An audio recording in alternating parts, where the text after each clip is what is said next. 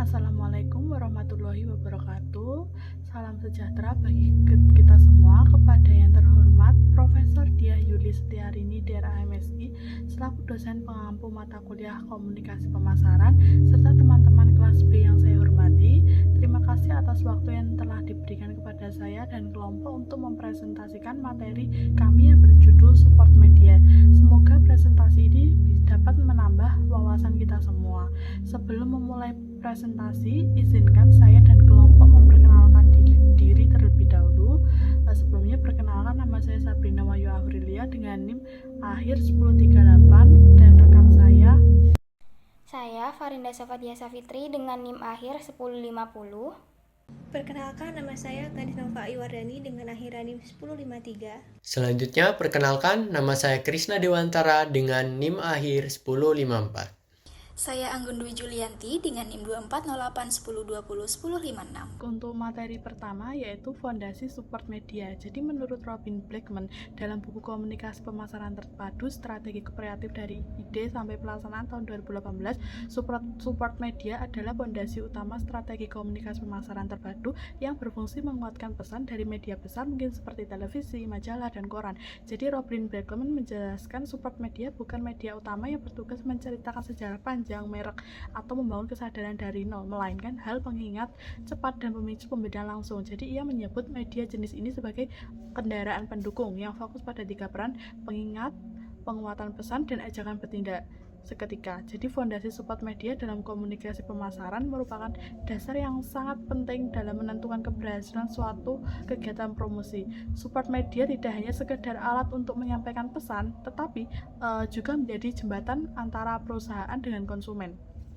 Jadi oleh karena itu, sebelum memilih media yang akan digunakan, pemasar ini harus memahami berbagai aspek mendasar agar pesan yang disampaikan dapat diterima dengan baik dan memberikan dampak yang diharapkan. Jadi tanpa fondasi yang kuat, penggunaan media justru bisa menjadi tidak efektif dan hanya membuang biaya tanpa hasil-hasil yang jelas. Jadi dengan memahami siapa audiens yang dituju, pemasar dapat memilih media yang paling efektif sehingga pesan disampaikan tidak salah sasaran. Jadi dengan memahami berbagai aspek tersebut, perusahaan ini bisa membangun fondasi support media yang kuat dalam kegiatan komunikasi pemasaran. Jadi fondasi ini akan membantu perusahaan dalam menentukan strategi media apa sih yang tepat untuk digunakan sehingga setiap pesan disampaikan dapat memberikan dampak yang lebih maksimal. Jadi tanpa fondasi yang jelas, penggunaan media dalam kegiatan pemasaran ini justru bisa beresiko tidak tepat sasaran dan kurang efektif dalam mencapai tujuan yang diharapkan. Jadi oleh karena itu, pemahaman terhadap dasar-dasar support media ini menjadi langkah penting sebelum kita merancang strategi komunikasi pemasaran secara keseluruhan. Lalu untuk slide selanjutnya adalah tujuan-tujuan fondasi support media. Jadi tujuan fondasi support media dalam komunikasi pemasaran adalah untuk memastikan bahwa seluruh kegiatan penyampaian pesan kepada konsumen berjalan secara efektif, tepat sasaran, dan memberikan hasil yang optimal.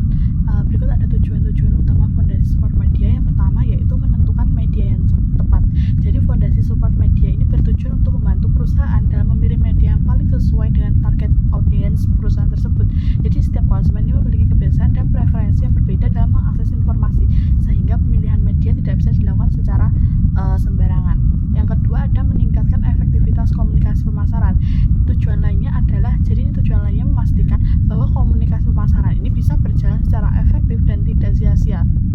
Jadi keefektivitasan ini berkaitan dengan kemampuan pesan dalam menarik perhatian konsumen, dipahami oleh konsumen, dan diingat oleh konsumen. Yang ketiga ada mengoptimalkan penggunaan anggaran. Jadi fondasi support media juga bertujuan untuk membantu perusahaan dalam mengelola anggaran secara lebih efisien. Setiap media ini memiliki biaya yang berbeda sehingga diperlukan perencanaan yang matang agar dana yang tersedia ini dapat digunakan secara maksimal. Baik, selanjutnya pada slide ini dijelaskan mengenai jenis-jenis support media yang digunakan untuk mendukung kegiatan komunikasi pemasaran. Support media berfungsi membantu perusahaan menyampaikan pesan promosi kepada konsumen melalui berbagai saluran. Yang pertama itu ada public relation. Jadi public relation merupakan kegiatan yang bertujuan untuk membangun dan menjaga citra positif perusahaan di mata publik. Jadi melalui public relation, perusahaan berusaha menciptakan hubungan yang baik nih dengan masyarakat. Contohnya seperti membuat press release di media, mengadakan peluncuran produk baru, atau menjadi sponsor dalam suatu acara, misalnya event kampus. Kegiatan ini tidak selalu berfokus pada penjualan, tetapi lebih pada membangun kepercayaan dan reputasi perusahaan. Nah, yang kedua itu ada sales promotion. Jadi, sales promotion adalah bentuk promosi yang biasanya dilakukan dalam jangka waktu tertentu untuk mendorong konsumen agar segera melakukan pembelian. Strategi ini bertujuan meningkatkan penjualan secara cepat. Contohnya seperti memberikan diskon 20%, cashback, promo buy one get one, atau mengadakan giveaway. Dengan adanya insentif tersebut, konsumen menjadi lebih tertarik untuk membeli produk. Yang ketiga adalah direct marketing. Direct marketing adalah strategi pemasaran yang dilakukan secara langsung kepada konsumen tanpa perantara, sehingga komunikasinya lebih personal. Melalui cara ini, perusahaan dapat menyampaikan pesan promosi secara spesifik kepada target konsumen. Contohnya seperti mengirim email promosi, membagikan katalog produk ke rumah pelanggan, atau mengirim pesan promosi melalui WhatsApp. Nah, yang keempat ini ada out of home dan transit media.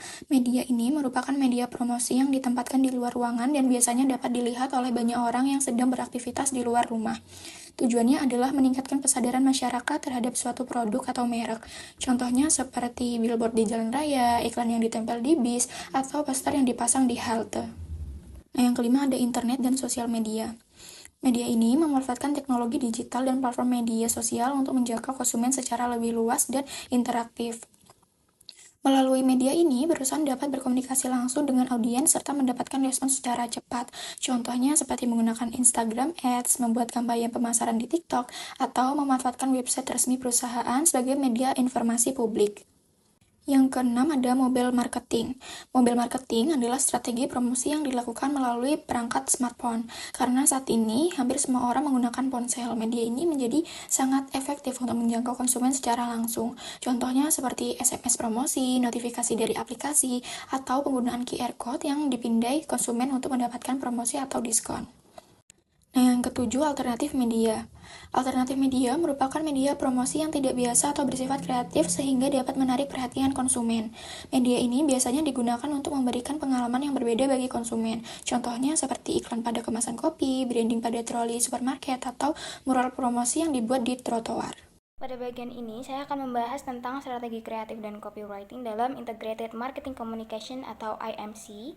Jadi dalam media pendukung seperti billboard, transit advertising, dan poster luar ruang, strategi kreatif ini harus dibuat sederhana, jelas, dan cepat dipahami.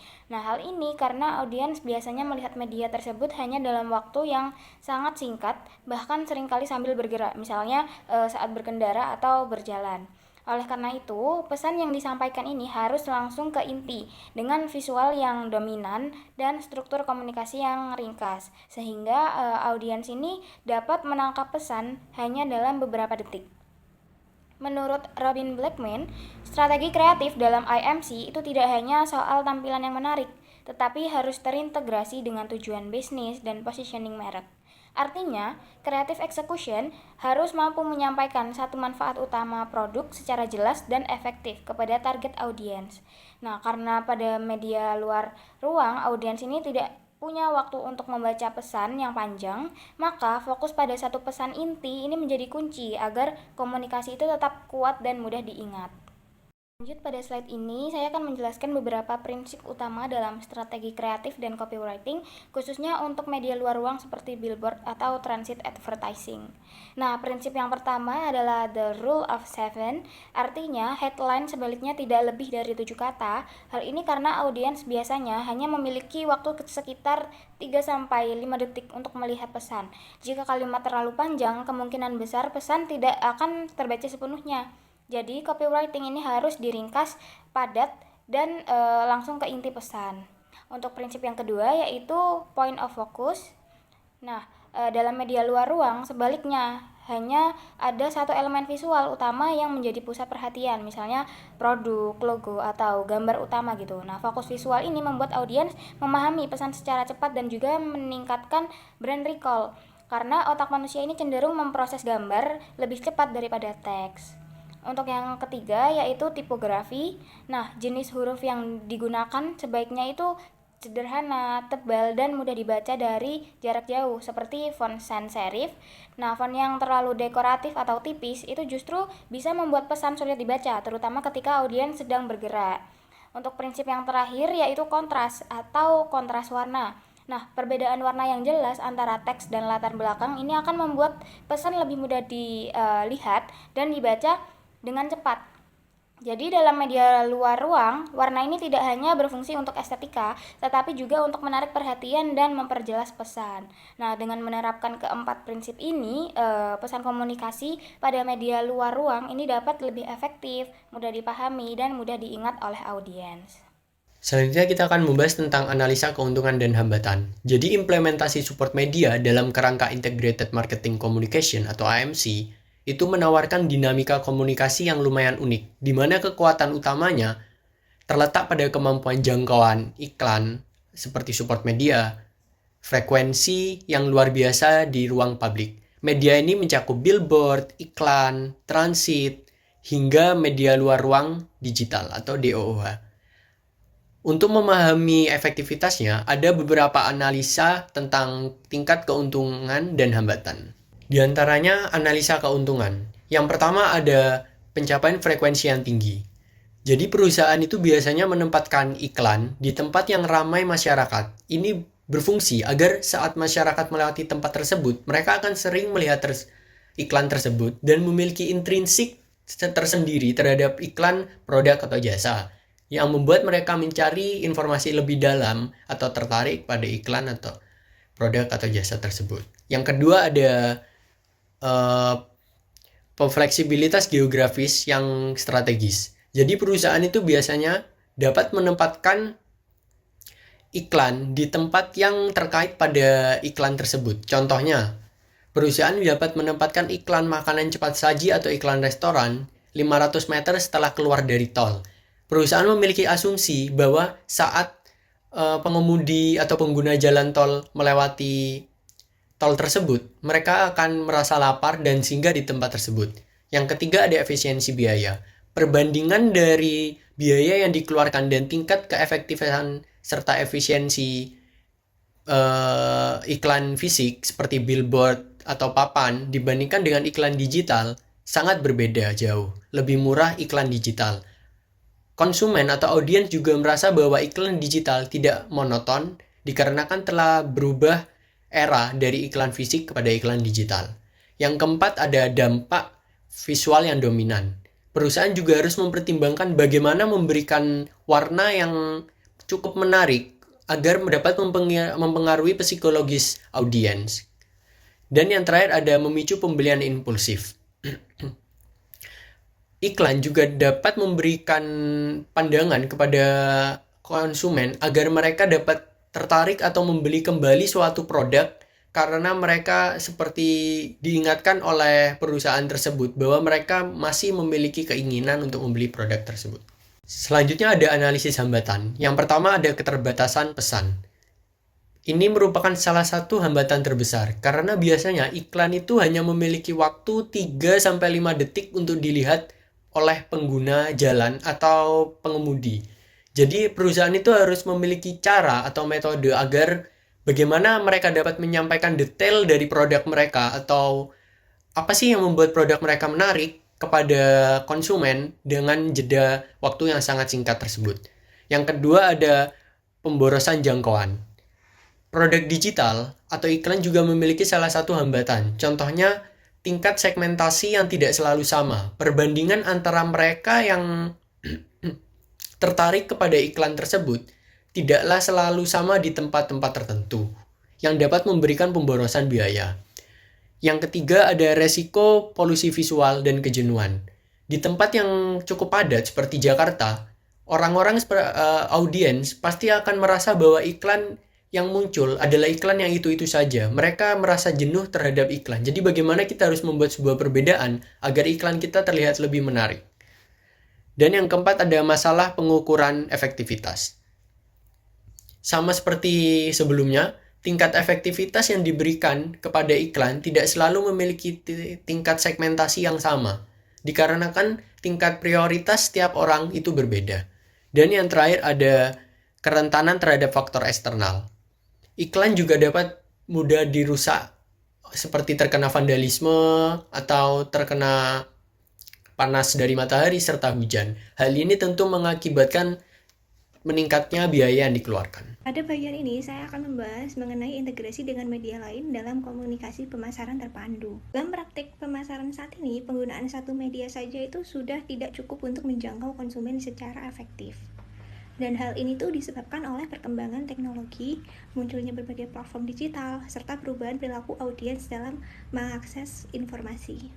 Nah, oleh karena itu, perusahaan itu perlu mengintegrasikan berbagai saluran komunikasi supaya pesan yang disampaikan itu dapat diterima secara konsisten, saling mendukung, dan berkelanjutan.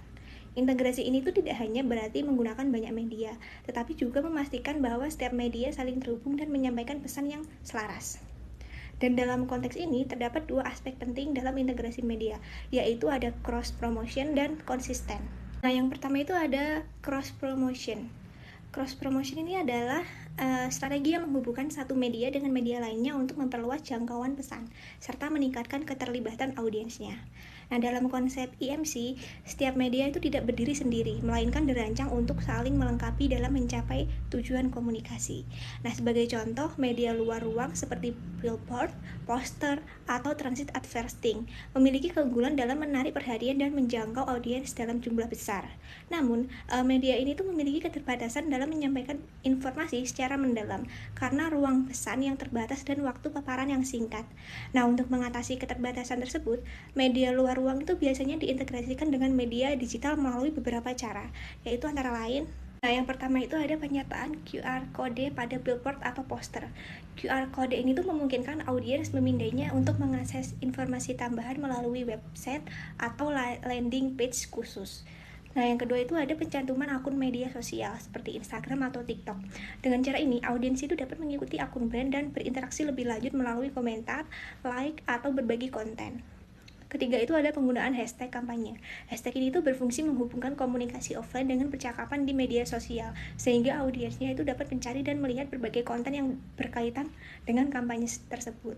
Yang keempat ada pengarahan ke website atau landing page khusus yang berisi informasi lebih lengkap mengenai produk, promosi, maupun penawaran tertentu. Dan melalui strategi ini, media luar ruang itu berperan sebagai pemicu perhatian awal atau awareness, sedangkan media digital itu membantu memperdalam informasi serta meningkatkan engagement konsumen. Selanjutnya ada aspek kedua dalam integrasi media, yaitu konsistensi. Nah, selain keterhubungan antar media, komunikasi pemasaran itu juga harus memastikan bahwa pesan dan identitas merek tetap konsisten di seluruh saluran komunikasi. Konsisten ini mencakup kesamaan dalam penggunaan warna, logo, slogan, tipografi, serta gaya komunikasi. Hal ini tuh sangat penting karena konsumen seringkali hanya memiliki waktu singkat untuk melihat suatu pesan, terutama pada media luar ruang. Nah, dengan adanya keseragaman elemen visual dan pesan, konsumen itu dapat langsung mengenali merek tanpa harus membaca secara detail. Nah, konsistensi dalam komunikasi pemasaran itu dapat dilihat dari beberapa aspek. Yang pertama itu ada konsistensi visual, yaitu penggunaan elemen desain seperti warna dan logo yang sama di seluruh media untuk memperkuat identitas merek. Yang kedua itu ada konsistensi pesan, yaitu menjaga supaya inti pesan kampanye itu tetap sama meskipun disampaikan melalui media yang berbeda. Dan yang ketiga ada konsistensi tone of voice, yaitu gaya bahasa yang mencerminkan karakter dan nilai merek secara konsisten. Yang terakhir itu ada konsisten positioning, yaitu memastikan bahwa semua media itu mendukung citra merek yang ingin dibangun di benak konsumen. Nah, dengan adanya konsisten ini, pesan merek itu akan lebih mudah dikenali dan diingat oleh konsumen sehingga dapat meningkatkan brand awareness dan brand recall. Nah, integrasi dengan media lain itu merupakan bagian penting dalam komunikasi pemasaran terpadu.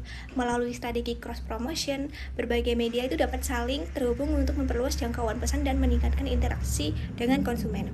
Sementara itu, penerapan konsistensi juga memastikan bahwa pesan dan identitas merek tetap seragam di seluruh saluran komunikasi.